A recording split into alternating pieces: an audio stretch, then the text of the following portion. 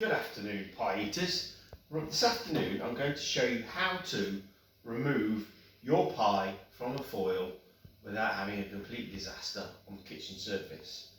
Now, I've got a large pie and I've got some small pies here. One of the key things before you bake the pie is to ensure that it's vented, and I've done a video about this. It's really amusing. You want to watch that as well.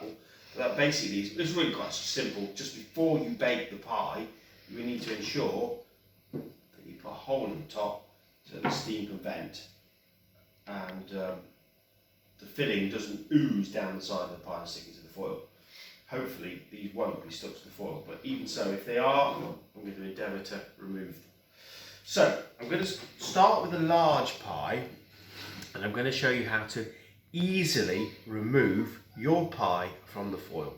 And the first thing is, after you've baked the pie, and I would recommend with the new raw pastry, you must follow the instructions, and to be honest, it's better to go to the far end of the cooking time than the shorter cooking time.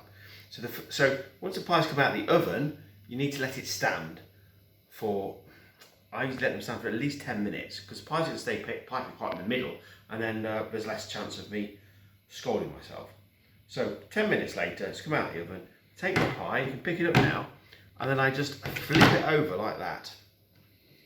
Now, to remove the foil, you just ease round the edge there, just to make sure it's not touching, so on, and then you literally give it a shake, and oh, there's a bit of pastry stuck, but that's not too bad, that's not a disaster, and there you go. Your pie is removed from the foil. Now, some people don't like eating their pies upside down, so that's why I've done it on a cutting board, which could be another plate.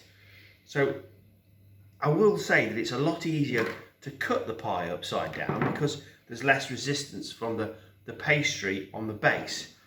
But if you prefer to eat your pie the right way up, you simply use a plate like that, and lo and behold, you have a pie the right way up. It does eat as well that way, but some people just prefer the presentation. Okay, so that's a large pie. Now I'm going to show you how to deal with a small pie. Now, this could be particularly tricky because whoever baked this small pie for me didn't do a decent job of venting it. So as you can see, we've got a bit of dribble there. So that is a bit of the lovely penguin filling that's oozed out the hand crimp side and has gone onto the foil. If this had been vented properly, that wouldn't have happened. So what I'm going to do with this small pie is I'm going to just nick, again, it's cooled down 10 minutes after it's come out of the oven, is just nick it and then peel it like a banana, well not really, well yes, like a banana, and there you go. Now obviously, again, if you don't like to eat your pies or you don't want to cut your pie upside down, you can do this amazing trick with a plate and you can turn it over, and there you go. I've damaged a little bit.